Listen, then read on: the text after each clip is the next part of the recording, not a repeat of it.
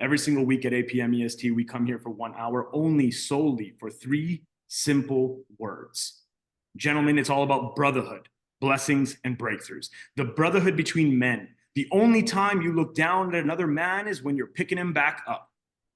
The blessings, whether you believe in above or you believe within yourself, make sure you believe, because without belief, you can't go anywhere. And of course, the breakthroughs. It may be something I say as a lion tonight. It may be something another lion shares, but be open, be receptive to understanding those breakthroughs that could set you free, because we talk a lot about freedom. Now, see, today's topic, today's theme, and today's even question I want to bring to y'all. Because today specifically, I want us to understand your relationship to money. Now, we talk a lot about personal development on these calls. We talk a lot about mindset. Just like last week, we talked about what's your next thought? How do you get yourself out of that state of overwhelm, that state that you're inside your bed laying there at the end of the night and you're thinking about shit that doesn't even fucking matter? How do you calm that down? You ask yourself, what's your next thought? But today I wanted to really bring it to a money level, a moolah, a ching, ching, ching, cash value level to help the lions, to help the men on this call, not only just understand how to make money, because there's God knows how many avenues that you can make money in this life, but today's about the relationship that you have with it and how you built that relationship. How that relationship has been manifested over the years of you being a young adult into your adult years. And now maybe you're on the call and we're going to go through some topics and some themes and some real good notes for you guys today before I open it up some Q&A and get you guys involved. So today is going to be incredible. It signifies, guys, honestly, I just want to say this. August has just been a phenomenal month. Like July was a lot. July was like pushing. It's summer. People are moving. Clients are here. Clients are there. You're trying to prospect. You're trying to do all this kind of craziness with money. But I'll tell you, August, just this morning, I woke up and I was like, not only is it Lion's Den, because every Lion's Den I wake up, I'm like, even just like extra lion.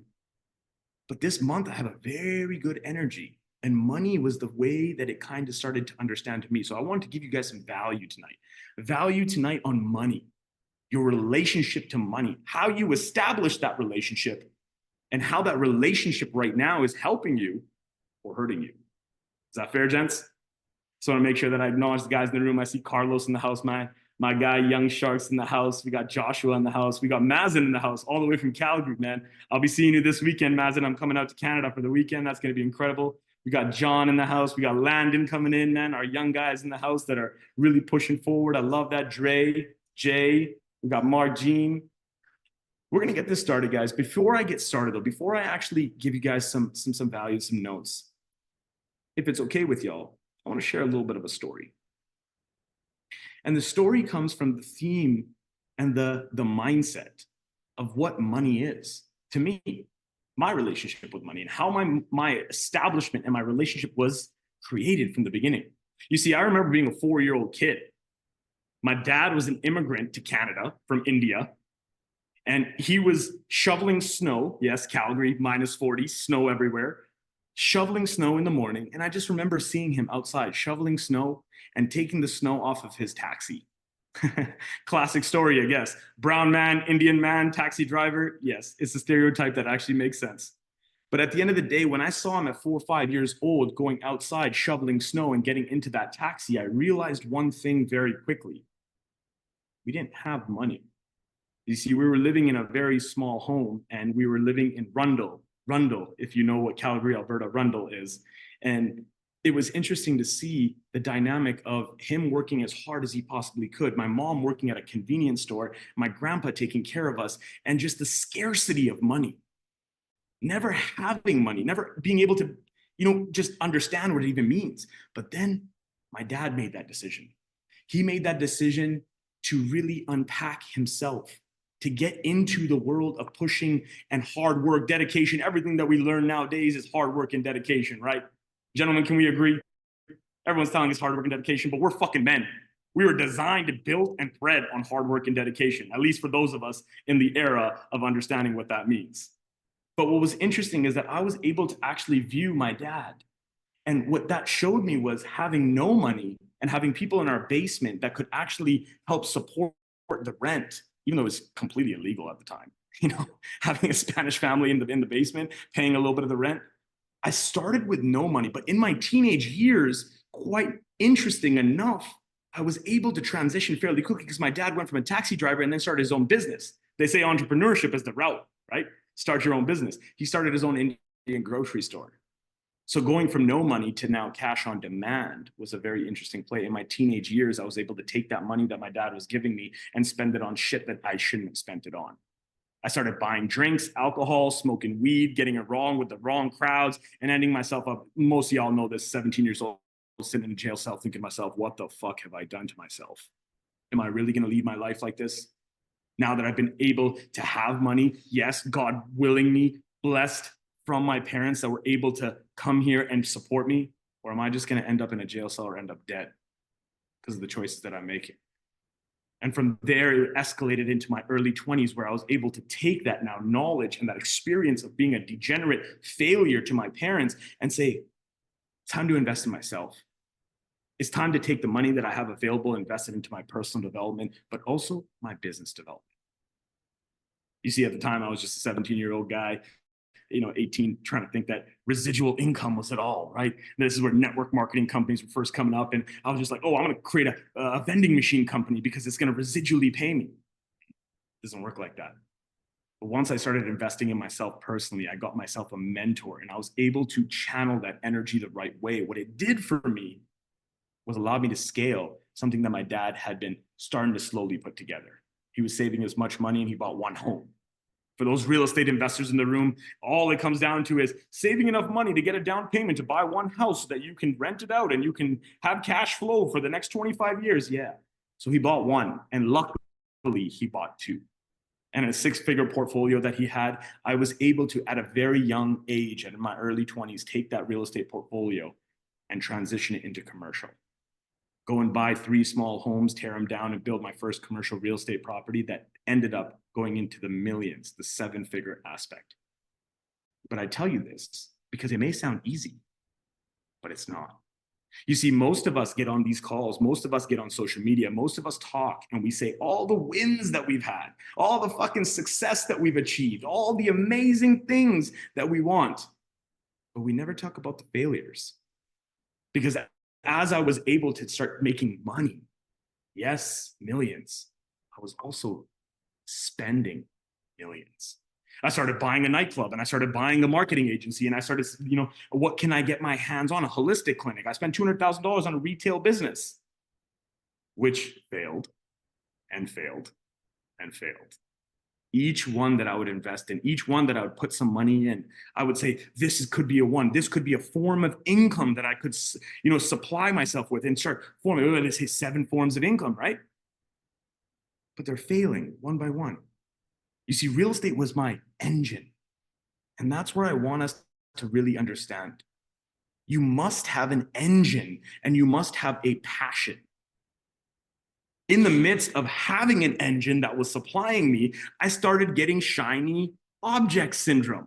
How many of us have had shiny object syndrome? How many of us have been presented opportunities, have been presented deals, have presented business opportunities where it's like, this could be the one that will set me free? In the social media game nowadays, people are like, oh, the one viral hit, like the Hak Tua chick. Like, I'm going to make one video and guess what? I'm going to go become famous in the whole world. It doesn't work like that. It takes those hardships. It takes the failures. It takes the bullshit times when I was there struggling. I was hiring an assistant. I was hiring an operations manager. I was 24 years old. I didn't know shit. I didn't know nothing. So I was failing along the way, but I was failing forward because I had the resilience in order to keep pushing forward. God bless. And what I want you guys to understand from this and why I'm even sharing this is because 31 years now, at 31 years of age, I'm here now in Tampa because of a choice that I made to leave Canada and actually start, just like my dad left India to be in Canada. I chose to leave Canada to be in the US for the American dream. And that American dream only came down to one thing: getting my relationship right with money. You see, it's not about making it. It's not about saving it. It's not even about investing it. Some would even say raising it. I remember raising $1 million over 2 beers for a real estate project that we were working on. Some incredible stories that I could share with you and the fundamentals of how that happened and what took place. But it wasn't the money. It was the relationship that I had with it. So today I want to break that down. Today I want to decode that. Today I want to give you guys some real value and tangibility, depending on whatever level you're at. I don't care if you're an early starter going like, I'm about to start my first business. I don't care if you're in the game, you've been in the game for 5, 10, 15 years, and you've been trucking along and you've been sustaining. Or you're a veteran in the room going like, I've done it all, but I'm looking for something more, just a little bit more. You know, I want to expose 3 truths about money first and foremost, just to decode some stuff here. The first one is money. The relationship you have with money is taught to you by your parents. That's all we're ever known. So I ask you this, is your parents in a place you want to be? When you were growing up, was your parents in that ideal, that's what I'm going to do when I grew up? Was it me taking over my dad's Indian grocery store? Was it my dad taking over the land that we had in India? Or was it stepping away and actually doing something for yourself?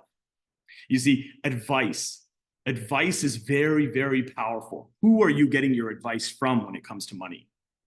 Now, when you're looking for a mentor, when you're looking for a coach, when you're actually working with a consultant that can scale you to the next level, it has to be somebody in a position that is above you, that is where you want to be. They've experienced something, they've earned something, they've done something in their world that is represented. That does not mean imitation. That does not mean imitation, it means emulation. Mark Jean knows that because we learned that from Richie Dolan. Emulation over imitation. And when we can start to understand that, you look at that every single day, ask yourself, who are you getting your information from? Who are you listening to? Are you sitting there at the round table with the family going like, yeah, what new real estate thing should we do? And then looking at family. Are you looking at friends? Half the time we go, we meet up our friends, you know, Mazen knows all about this. We go out for a couple of beers and stuff. It's like, oh, what are you investing in? Oh, what are you investing in? He'll look at me and be like, yo, you bought another watch? I'm like, yo, you just hired 15 more people? Like, we have investments, but that's irrelevant too. It's just, who are you getting your advice from in the lane that you're playing, the game that you're playing?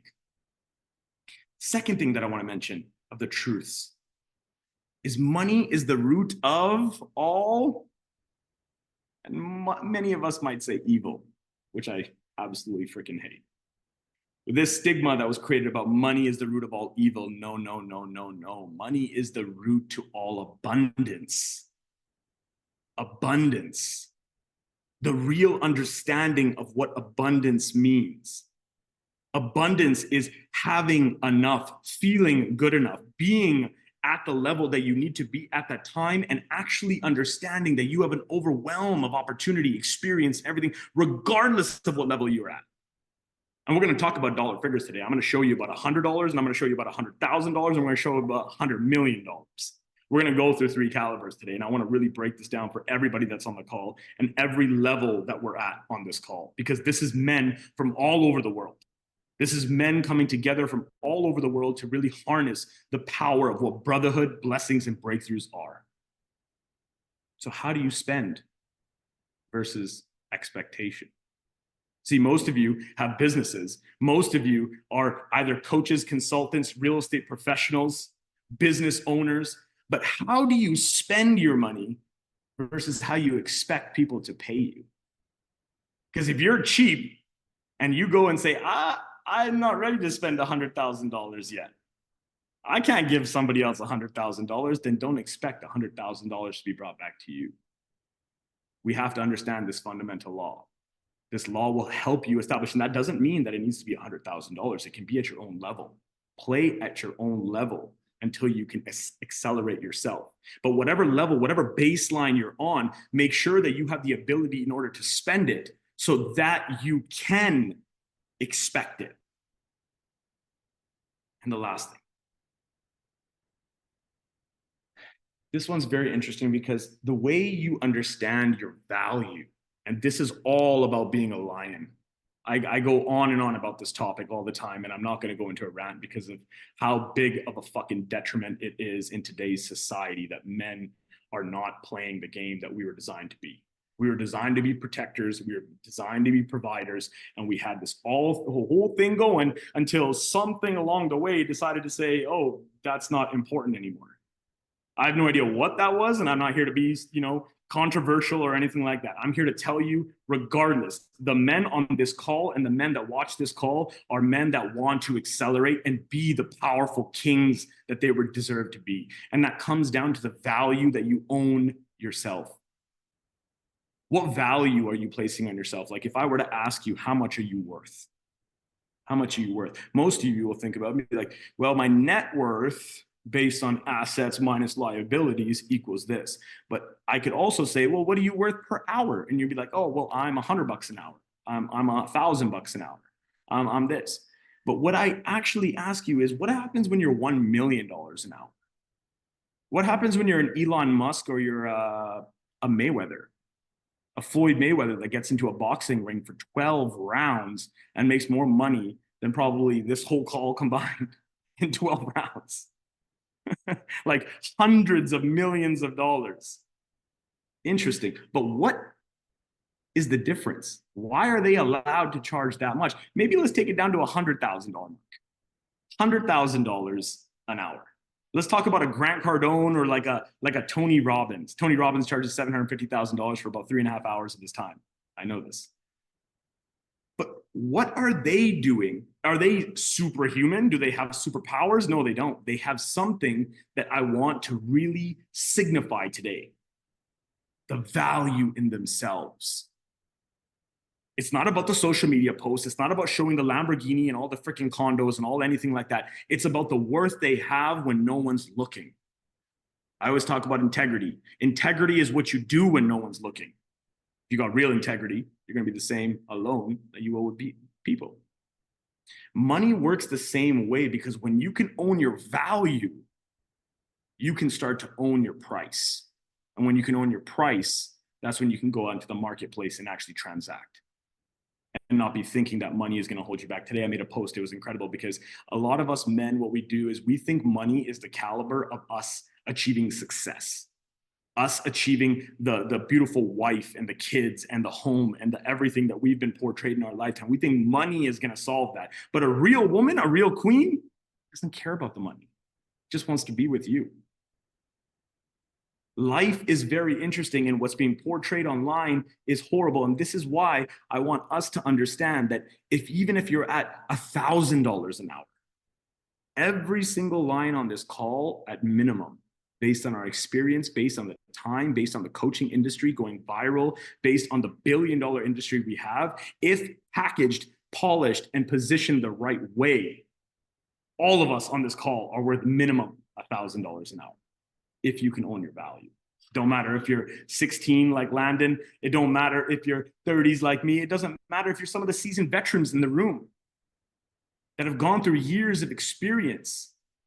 The key thing to this now, gentlemen, is being able to really hone and honor the value you have within yourself before trying to go and push that on anybody else. Before trying to impress the woman, before trying to go and get the business established. It's about understanding the value and the worth that you have. But it has to come down to not just self-worth, which is what I'm talking about. It does have to come back to that network.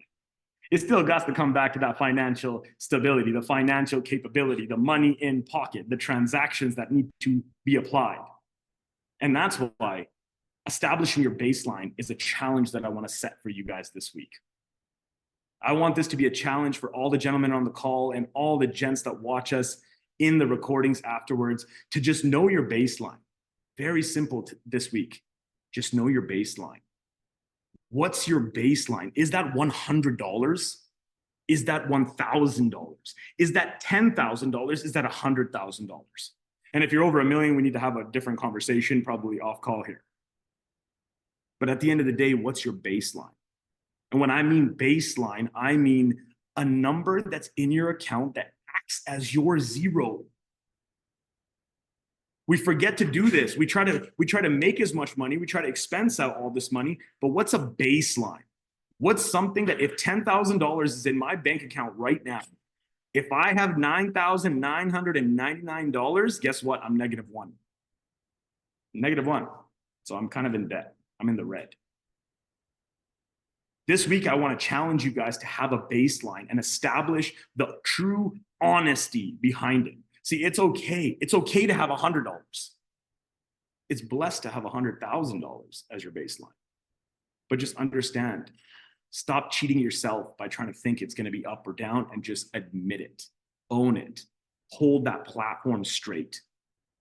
Now, when I say this, based on age, now I know we got a very diverse group here and we got men from all over the world that come in, but if you're in your 20s, 30s, you're in your 20s right now, you're going in, I'm going to give you guys some tips and tricks right now in every single age group of what you are looking for when it comes to money and how to decode that to the actual energy that you have towards it, the relationship you have with money. You see, if we've been taught this by our parents and we've had this ideology of money based on social media and what we think cars and clothes and all that stuff is, and then we've really gone to a point of going like, no, it's actually bigger than that. It's about happiness. Well, great, we're in the right direction. But what's more important now is for that 20 to 30-year-old that's in his 20s right now, I want you to understand you need to work. You have a back. You have a back to work. Every man has a back to work. And that's why one thing Andrew Tate said that was very, very powerful. He said, I'll never give money to a homeless man. I will give money to a homeless woman, and I will always give money to a homeless child, but I will never give money to a homeless man. And I was like curious about this. And I was like, whoa, that's a pretty aggressive statement to make. And I listened to him further, and he said, look, a man has a back. He shouldn't be out there begging for money. He can at least exchange something with his hard work and his back in order to accumulate that. Doesn't matter what it is. And that hit me hard. So when you're in your 20s to 30s, I want you to understand working on your back is the most important thing you can do. And if you are smart enough, you'll work on commission so that you cannot be capped. So you don't have to worry about this corporate bullshit that everyone talks about, or even starting a business. Everyone says start a business. Look, I did it myself. I did it at 17 years old, and I did it all through my 20s, and I would not recommend it to anybody. Starting a business is double the work for half the pay. How does that make sense? And I got liability on my head too. Like, what makes that actually, attractive? What makes it attractive is the social norm that we go, I'm an entrepreneur. I can live for myself. I'm free. I can create my own hours. No, you can't really create your own hours because you're now 16 hours a day with half the pay, like I mentioned. So if you're in that 20s group, I want you to understand, find a leader that you can learn from, find a leader that's already established a brand, a business, someone that's already achieved success, and go join and go work on commission. Go work, go make money, go put your time and effort into exchange. Now, let's just say you're over 30. Let's say you're 30 to 50 now. Maybe you're in the 30 to 50 range and you're saying, okay, I'm in building stages, which means what? Building my empire. Now you probably already had a business, or you have a good career going. You've made money, or you're still trying to make money. That's okay. But in this era of 30 to 50, your focal points now of what money is going to bring you, the relationship you're going to have with money now is going to be based on building a family, building a fortune, but more importantly, building a future. So you're in that mindset of now controlling and connecting and trying to stay stable while still trying to expand, still trying to grow.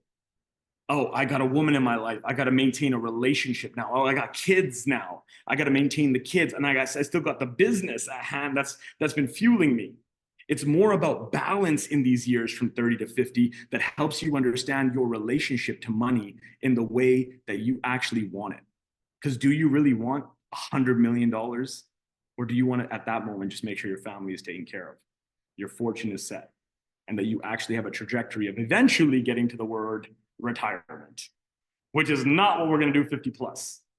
Because for those of you that are 50 plus, we are not looking for retirement, but what we are looking for is to settle on legacy.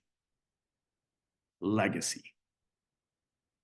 And what I mean by legacy is, what is my contribution now to the next generation?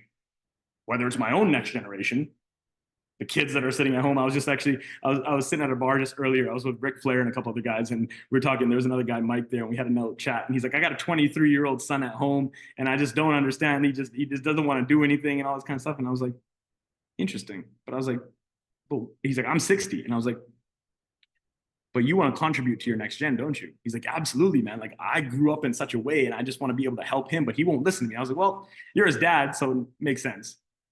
That's just going to happen. It's called human nature.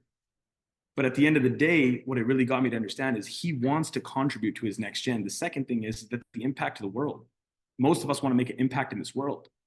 We want to be able to provide not only products and services, but we want to actually make our dent in the world and create an impact, change lives, showcase to people that I've gone through this and I can help you with this. And if you did that, wow, you can make a lot of money doing it.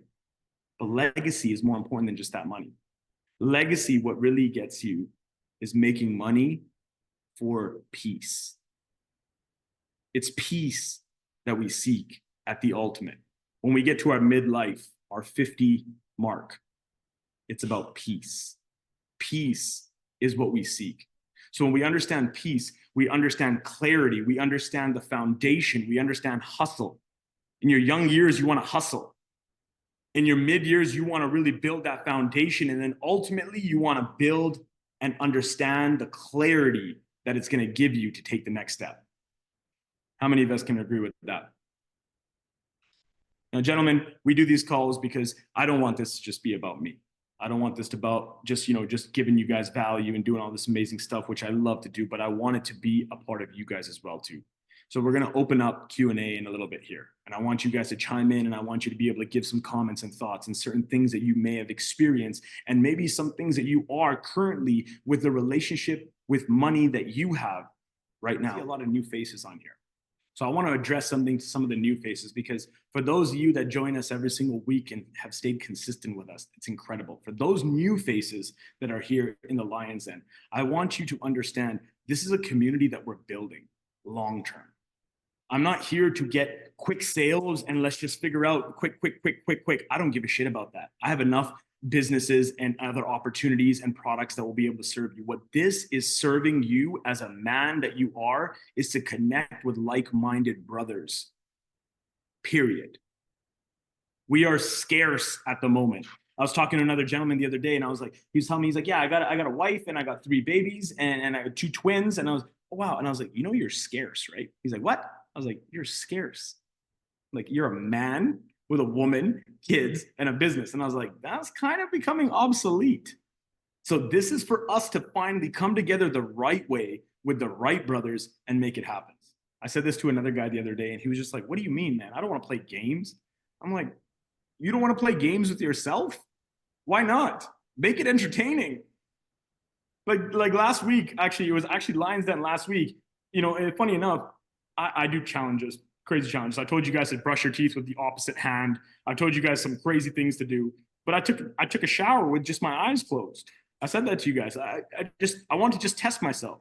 That had to take more balance. It had to take control. It had to take me actually adjusting and understanding, damn, what if I was blind?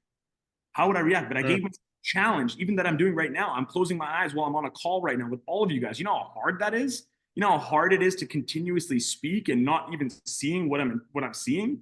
So in that moment, you challenge yourself. You play games with yourself, not with others, not manipulation, but games with yourself that get your body to challenge itself. Because if you're not pushing the challenge each and every single day, you're not really living. This morning we talked about it. Mark, we were on the call with Richie actually, and he said, how many times do we calendarize being alive? He said that, and I was like, whoa, that's powerful. How many times do we actually spend time booking in our calendar, look, I'm just going to be present, wholeheartedly present. I don't care who's calling me. I don't care. I'm just present in the moment, not thinking about the past, not thinking about the future. I'm present in this moment. And then also calendarizing it, setting time aside to focus and practice and training your subconscious level to be present in that moment. And then also on the opposite side, understanding when it happens, when you are present throughout the week, tracking it. Yeah, I was in that conversation. What about that conversation made me present?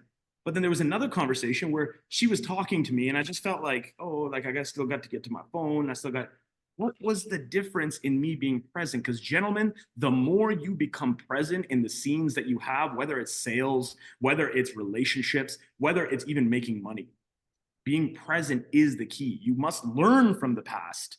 You must focus on the present, and then you aim for the future. But don't let the past and the future dictate the choices you make in the present. But what the key lesson learned here is that now you're going through those pitfalls. You're going through a test trial of something at a scale where now you may feel that you're in that tunnel or in that little like you've dug yourself a hole. But what this is magical about is what we've shared about on the call today, is about utilizing this experience now and understanding, what product do I actually want to sell? What product do I believe in? What product am I actually going to go and find? Remember, I told you about find the ideal customer profile. And I told you it might have been a 35-year-old woman at home with two young babies. That's like, this Florida heat is driving me nuts. That could have been the ideal customer profile. But we're going over here and we're saying, well, I'm just looking for anybody that wants a fan that sprays water at them during the heat time, right? How we get to the open blanket versus getting more pinpointed on that ideal customer profile is the key to this business. But again, like I said to you, champion a product. You're at a young age, champion a product. Yes, I know you're ambitious and you want to start your own business, but champion a product that somebody's already proven. Those are the two focal points that you brought up there, right? The patience and communication, because it takes patience to build communication. And this is the crazy thing is, gentlemen, who's teaching us communication? Who's teaching us how? No. I'm not saying get on a stage and go and present to 10,000 people. I'm talking about communication that you have internally. The 450 words per minute that are going through your brain every single minute, and the 250 at maximum capacity that you can dialect out. These 450 words per minute, nobody's teaching us how to manage that. What happens when I feel like shit? What happens when I wake up in the morning and I'm like, I don't feel like doing it? What happens when I'm like, really? Another one, another fail, another this, my girlfriend's doing this, and I'm blaming, and I'm pushing, but I have to have the patience, just like you said. So I'm so happy that you said that, because not only are you experiencing that and being vulnerable to share that, you're also understanding the step that you need to take. You're seeing in front of you. And, my dad always taught me this, you don't just take one step and then two step. You take one step and then the second step, and you hold them together on that platform before you take the next step. Most of us just want to run down the platform. We see 3 or 4 platforms, like 1, 2, 3, 4, let's go. And then most of us will fall off, or we'll try to jump. We think we're better than that. Ego comes in. But ultimately, if you just take one step, second step, hold yourself secure, and then take another step, and then another step, and then you hold them together again.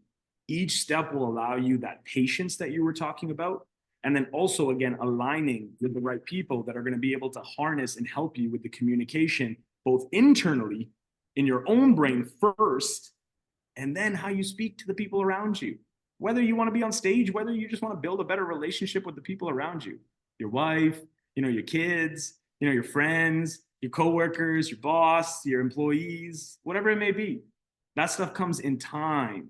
It's the way that I had my ultimate fear when I was young. When I first saw Richard Dolan on stage and I was, 20 years old, and I looked up and I was like, wow, one day I'm going to be able to speak like that on stage. But I was fearful of public speaking, like so deathly scared that I would go to conferences, I would write all these notes down, and then as soon as they would say, okay, time's up, I would be the first one out the door. I would start my truck up and I would just drive out. Like, from that experience of my ultimate fear, I started realizing that public speaking was more fearful than people dying. People would choose death over public speaking. I was like, I have to conquer this. So I made that a mission for myself to go through the last decade to perfect the art of communication to the masses, to be on a stage in front of 10,000 to perform. But that may not be what you want to do. But going back to some of the things that JC just mentioned, it's about having that understanding of who you're looking to for advice. Who are you positioning yourself with in order to accumulate the right knowledge and information that's going to truly help you succeed? Or are you maybe just getting it from the momentum and the motivation and all the amazing stuff that social media portrays, but has no backbone on? Gentlemen, the way that we think is hard because I do give that same praise that JC did to all of those guys that came onto this call today and chimed in, shared, experienced. When that heart starts to flutter and you don't know what you're going to say, that's a good moment to be in. So another thing that I recommend for all the gentlemen on the call and all those that are going to be watching in the recordings is push yourself out of your comfort zone, but not just listen to that statement today. Go and do it. Try something different. Brush your teeth with your opposite hand. I don't recommend closing your eyes. I'm a little bit of an expert, but by all means, go for it. But try little things in the morning in your own personal routines that help you challenge yourself to build that dopamine, to build that momentum so that you can accomplish stuff 5 in the morning, 6 in the morning, 7 in the morning, 8 in the morning, whenever it is, before even having to deal with the rest of the world. So gentlemen, I like to say thank you. I appreciate y'all. We come here every single Thursday at 8 p.m. and I cannot wait to see you next week on the Lions Den, where we decode a bit more of some games that we like to play with our internal self. But next week, I got something real special for y'all. So I can't wait to see you next week on the Lions Den. Take care, guys.